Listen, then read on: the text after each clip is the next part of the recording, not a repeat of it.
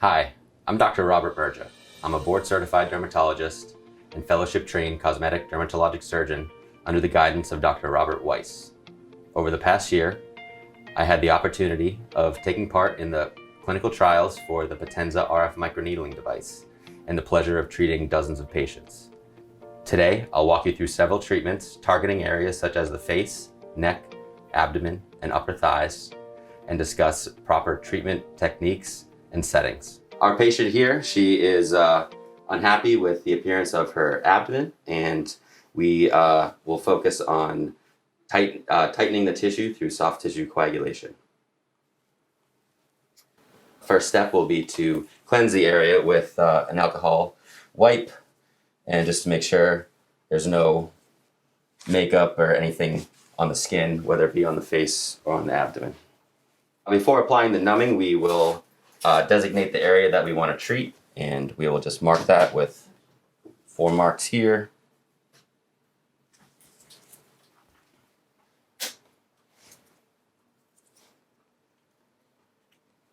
And we can apply the topical numbing. This is a topical BLT to the area. So we'll let that sit for approximately 30 minutes until the patient is well numbed in the area, and we will then clean it off with some more alcohol or acetone, or also hypochlorous acid is another good option, and then we can begin our treatment. The area that you want to treat, try to limit it to under 200 centimeters squared to prevent any type of cardiotoxicity or systemic absorption. When selecting the proper patient for the device, we found that patients with mild to moderate laxity were great candidates, as well as those with mild to moderate blemishes and mild to moderate textural changes. Additionally, our younger patients tend to have thicker and more hydrated skin and respond better to treatments. For our patient today, we've chosen to use the S49 needle, offering a semi-insulation with 2 areas where radiofrequency is able to heat the skin, offering greater benefit to the patient with fewer passes.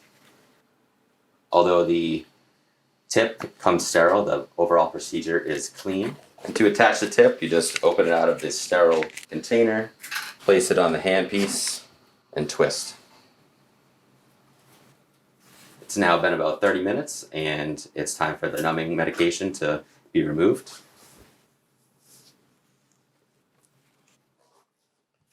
From here, we'll further clean the area with another alcohol wipe. Now that our patient is cleaned and wiped off with alcohol, it's time to start treatment, which will start with a test spot. Typically, we will test the areas using a high wattage with a short pulse duration. Some patients find that more comfortable. Others prefer a lower wattage with a longer pulse duration. As you can see here, I have a NEM pad, which is required for monopolar treatments. For any abdominal procedures, we recommend placing the pad on the lower back, and anything on the face or the neck, placing the NEM pad on the upper back. As you can see here, for our test spot, we chose a power of 20 watts with a pulse duration of 50 milliseconds. Additionally, we're using a 1 megahertz and monopolar setting, which is more comfortable for the patient, along with a needle depth of 3 millimeters. For this tip with 49 needles, we chose an impact factor of 6 to help the increased surface area of the needles enter the skin. When performing the treatment, it's important to keep the skin taut and insert the needle tips at a perpendicular angle to the skin. Some patients that may not respond well to treatments are postmenopausal females, as well as patients who are smokers. Some of the most common treatment areas are the forehead, crow's feet, under eye, upper and lower cheeks, upper and lower lip, neck, décolleté, and the abdomen. As you can see here from this first test pass, we are achieving the desired results with mild erythema and edema, as well as some minute pinpoint bleeding. When performing the treatments, patient feedback is always very important. Our patient today is comfortable with these settings, so we will continue with them.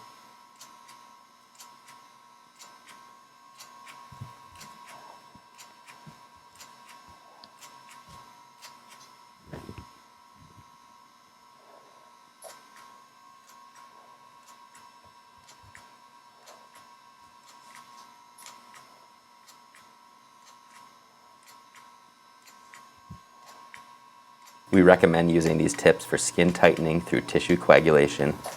And as I mentioned previously, you always want to keep the skin taut.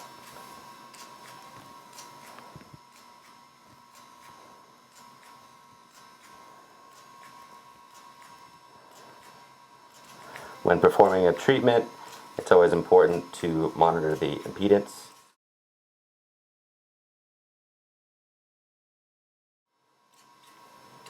Because we're using the S-tip needles with the semi-insulated tips and a dense pass with 25% overlap, we are only required to perform one pass. Had we not overlapped, a second pass would be used. Overall, from start to finish, typical treatment times are 45 minutes or less, with the actual treatment taking under 10 minutes.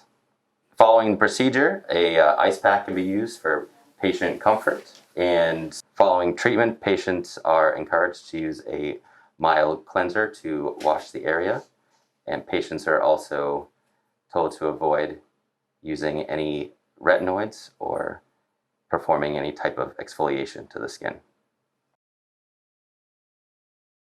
For our next patient, we'll be performing a full face treatment. For this treatment, we'll be using two different tips.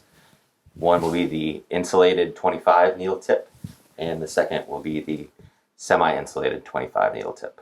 For the upper part of the face, I chose the insulated 25 needle tip, which is safer for more delicate areas of the face, and it causes less risk of skin surface side effects. And before proceeding with the treatment, it's always best to start with a test spot, and on the face, the preauricular area is one of the best areas to treat. So for the first test spot, we will use a high power and a short pulse width.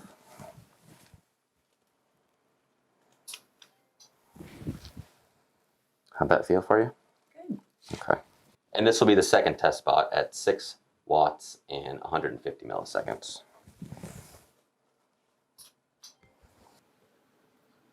Now that we've tested the two test spots, we can see what was more comfortable for the patient and proceed with the procedure.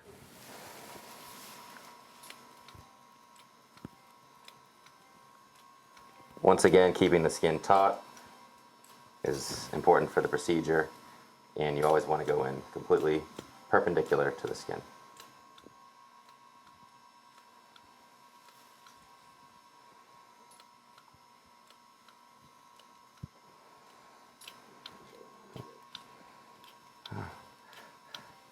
For this procedure, a 4 out of 10 on the pain scale is the desired amount of pain that we want to be tolerable, and our patient has just rated herself at a 3 or 4 out of 10.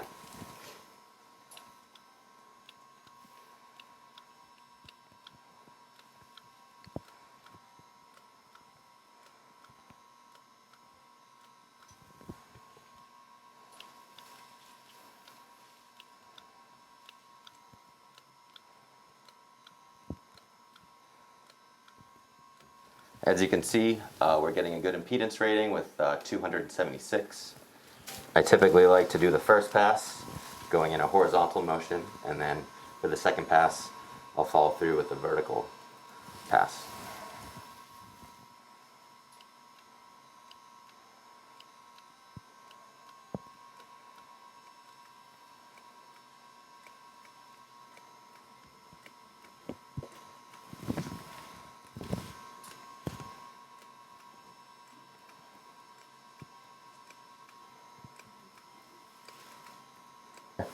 So now that we're moving on to the forehead, we've decreased the needle depth due to the thinner skin on the forehead.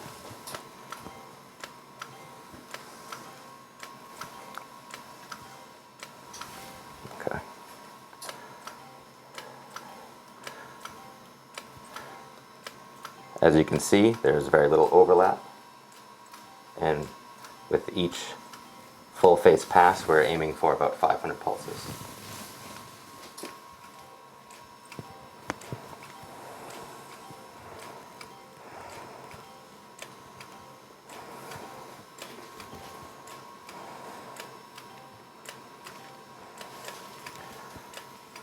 With each pulse, you can see a little bit of minimal pinpoint bleeding, some minute erythema and edema, which is exactly what we're looking for.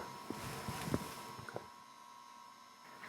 And now we'll begin a second pass on the forehead. We've reduced the wattage and the depth of the needle slightly. As you can see here, there's a few areas that aren't not as erythematous as the others. To make sure I hit those areas, I'll go proceed with a vertical pass for the second pass here.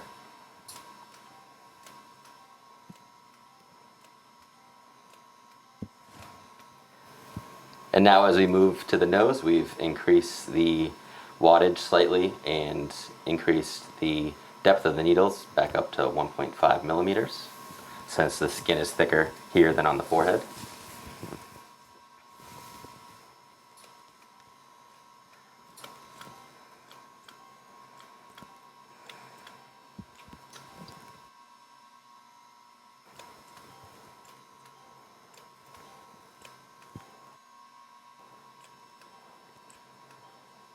As we move on to the upper lip, I will keep the same settings. This is in particularly one of the more sensitive areas to treat, along with the under eyes.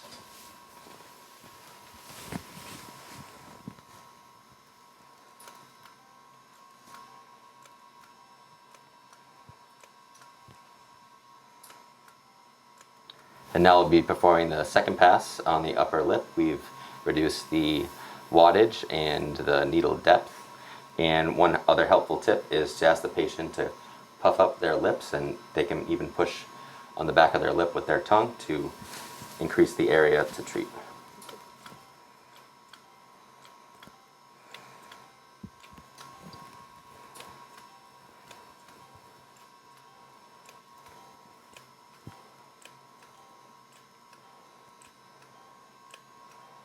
And now we'll be performing our second pass of the cheeks. If you find yourself with leftover pulses, each tip has 1,000 pulses. You may want to do a third pass to hit certain target areas, such as around the eyes, the glabellar furrows, or around the mouth. As you can see, after the 2 full passes to the upper face, we have some slight pinpoint bleeding, mild erythema, and edema. For the lower part of the face, we've decided to use the semi-insulated 25 needle tip. We will use this with a monopolar setting at a depth of 2 millimeters to target the deeper dermis and cause tissue tightening through soft tissue coagulation.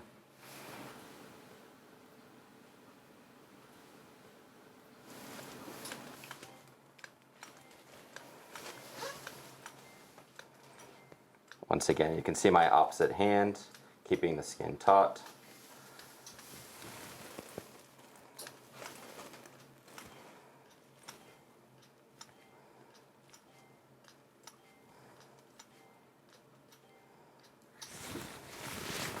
Maybe a little more to your left.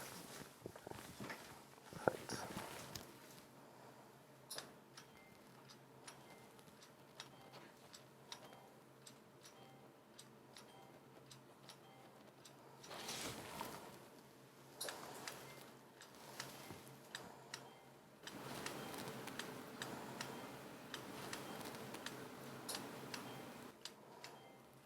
Following the procedure, a ice pack can be used for patient comfort. And following treatment, patients are encouraged to use a mild cleanser to wash the area. And patients are also told to avoid using any retinoids or performing any type of exfoliation to the skin.